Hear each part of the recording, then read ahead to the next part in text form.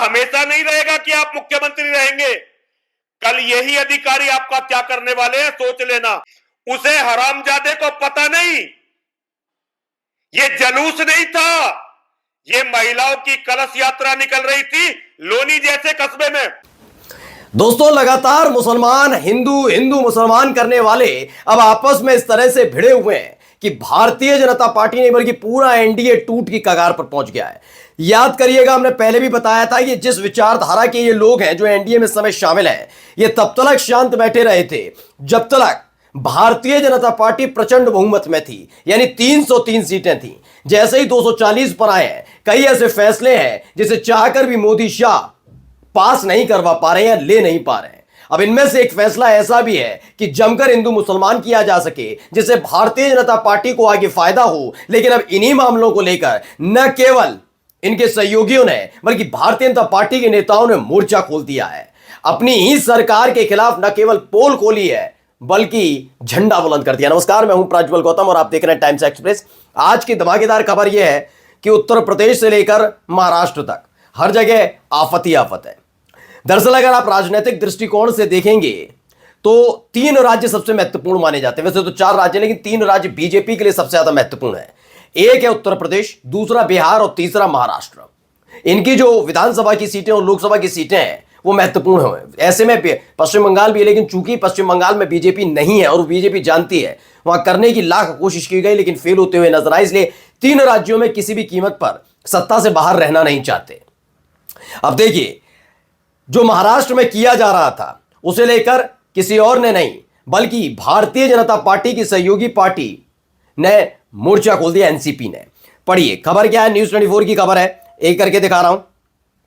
इफ्तार की दावत के बाद बोले अजित पवार। क्या बोले उन्होंने? ब्रेकिंग न्यूज है कि इफ्तार की पार्टी चल रही थी और उसके बाद बोले हैं, इफ्तार की दावत के बाद बोले अजित पवार, क्योंकि लगातार बीजेपी के विधायक हैं वो ज्यादा बोल रहे हैं, मुस्लिम भाइयों को आंख दिखाई तो छोड़ेंगे नहीं, मुस्लिम भाइयों को आंख दिखाई तो छोड़ेंगे नहीं। बड़ा इफ्तार की दावत के बाद ये अजित पवार का बड़ा बयान है। क्यों बयान दिया गया, पहले मैं आपको समझा भी देता हूं।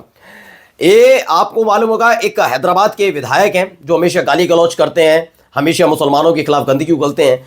जी हाँ, राजा सिंह। तो राजा सिंह का बयान अभी भी हाल में आ रहा था। राजा सिंह को टारगेट करते हुए इन्हीं अजित पवार की पार्टी के विधायक ने सीधे सीधे चुनौती दे दी थी कि क्या है ये कोई तरीका नहीं है। और यह भी कह दिया था कि जब मौका आएगा औरंगजेब की कब्र को लेकर, तो चाहे वो राजा सिंह हो या उनके बेटे हो, ये सब विदेश में रह जाएंगे, अपने बेटे को विदेश भेजेंगे और जो निचला तबका है उसको बेवकूफ बनाकर इन सब चीजों में फंसा रहे हैं। जिस पर राजा सिंह ने भी पलटवार किया था कि मैं भी आऊंगा, मेरा बेटा भी आएगा, मैं ये कब्र खोद दूंगा, मैं ये कर दूंगा, वो तमाम बातें कर रहे थे। अब अजित पवार ने थोड़ा अकल ठिकाने लगा दी है कि अपने जहां से चुने गए हो वहीं तक अपने आप को सीमित रखो, उससे आगे आने की कोशिश मत करना। ये साफ साफ लफ्जों में अजित पवार ने समझा दिया कि भैया ये देख लीजिए, मुस्लिम भाइयों को आंखें दिखाई गई तो छोड़ेंगे नहीं, साफ साफ लफ्जों में समझा दिया गया है।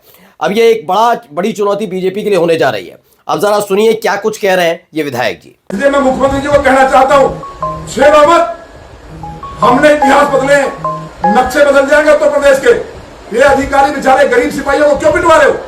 आप कहो मैं लखनऊ आ रहा हूं 28 के बाद कथा करके, आपके चीफ सेक्रेटरी को फिर कह रहा हूं जो आप धमकी बता रहे हो कि पत्रकार बंधुओं हाथ जोड़ कर नहीं बता रहे, तकरीब है, मेरा सीना होगा। हम राजस्थान में मारे गए, हमने सीना दिखा, पीठ नहीं दिखाई, तुम्हारी गोलियां कम पड़ जाएंगी, लेकिन इस जुर्म को हम मिटा के रहेंगे। जो उत्तर प्रदेश में गरीब लूट रहा है, व्यापारी लूट रहा है, फर्जी लोग जेल जा रहे हैं, अफीम चरस सट्टा गांजे का कारोबार हो गया है और लोग मर्डर कर दिए जा रहे हैं, मुकदमे नहीं लिख रहे हैं। गाजियाबाद जिले में मैंने प्रभारी मंत्री की मीटिंग में कहा था कि यहाँ मुकदमे लिखे नहीं जाते हैं। एक बहन ज्योति नाम की, उसको गैंगस्टर में भेज दिया, पड़ोसी से 10 लाख लेके गए, बाहर भटक रही है, मुकदमे नहीं लिखे जाते। अब दिखाया जाता है सर गाजियाबाद में 0 हो गया क्राइम, पूरा देश जानता है। आप सर्वे कर लो, पत्रकार बंधुओं हाथ जोड़ कर कहना है, सच्चाई दिखाओ। आप ना डरे इमरजेंसी में, ना डरे अंग्रेजों में, इस देश को अपना आजाद कराया है।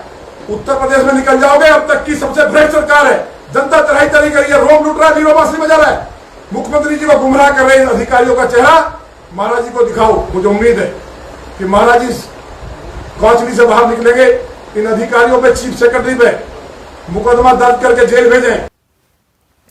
तो ये है नंदकिशोर गुर्जर। दरअसल ये भी अमूमन मुस्लिम विरोधी विचारधारा के लिए जाने जाते रहे।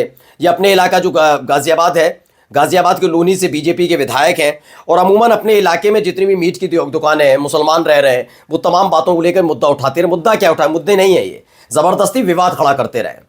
लेकिन पिछले कई दिनों से ये देख रहे हैं कि हालात ये पैदा किए जा रहे हैं कि इनको डाउनग्रेड में डाला जा रहा है, बहुत परेशान किया जा रहा है। और यही वजह इनके साथ अभी मार कुटाई भी हो गई थी इनके साथ। पुलिस वालों ने, यूपी उत्तर प्रदेश की पुलिस, जबकि इन्हीं की सरकार चल रही है, इनके साथ ही मारपीट कर दी थी। देखिए, फटे हुए कुर्ते के साथ सामने आए और उन्होंने साफ साफ लफ्जों में चुनौती दे डाली। पहले क्या कह रहे हैं पढ़िए। कांग्रेस की तरफ से लिखा, यूपी में बीजेपी के विधायक नंदकिशोर गुर्जर ने बीजेपी सरकार की पोल खोल दी है। नंदकिशोर गुर्जर ने कहा, यूपी की बीजेपी सरकार सबसे भ्रष्ट सरकार है। मैंने कहा ना, भारतीय जनता पार्टी में ही एनडीए तो एनडीए, उनके सहयोगी तो सहयोगी, भारतीय जनता पार्टी के जो अपने विधायक हैं उनमें भी सिर्फ फटव्वल चल रही है। इस तरह के हालात हैं कि चीजें बढ़ती हुई नजर आ रही है। अब कितने दिन मुख्यमंत्री रह पाएंगे, क्या होगा? क्योंकि नरेंद्र मोदी साहब के ज्यादा चहेते माने जा रहे हैं। यानी योगी वर्सेस मोदी शाह की जिस लड़ाई को गोदी मीडिया कह रही थी नहीं ऐसा कुछ नहीं है, खत्म हो गया है, वो खत्म नहीं हुआ है, वो अभी भी चल रहा है।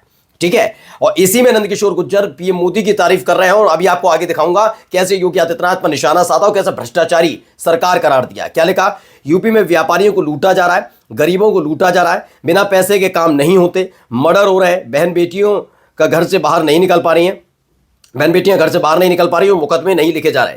यूपी में कोई रामराज नहीं है, बाहर के लोगों को सब झूठ बताया जा रहा है। यह बीजेपी के विधायक का खुली चुनौती है योगी आदित्यनाथ को कि आपकी पार्टी, आपकी सरकार सबसे ज्यादा भ्रष्टाचार में लिप्त है। ये बेवकूफ बनाना बंद करिए।